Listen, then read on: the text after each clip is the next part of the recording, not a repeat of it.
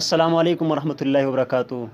که د کوم ملګرو د مال دولت مسله وي، مال ورسره نه وي، نو د هغوی دپاره یو مختصر شانتې وظیفه د تاسو ته نن ویم. انشاءالله په دې وظیفه باندې عمل وکئ او د دې وظیفې د عمل سره سره به انشاءالله ستاسو د مال دولت او مسله ختمه شي. وظیفه کومه ده؟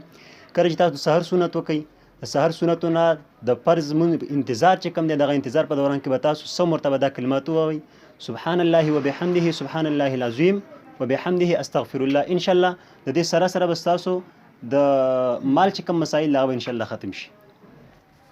السلام علیکم ورحمت الله وبرکاتو. که د کوم ملګرو د مال دولت مسله وي، مال ورسره نه وي، نو د هغوی دپاره یو مختصر شانتې وظیفه د تاسو ته نن ویم. انشاءالله په دې وظیفه باندې عمل وکئ او د دې وظیفې د عمل سره سره به انشاءالله ستاسو د مال دولت او مسله ختمه شي. وظیفه کومه ده؟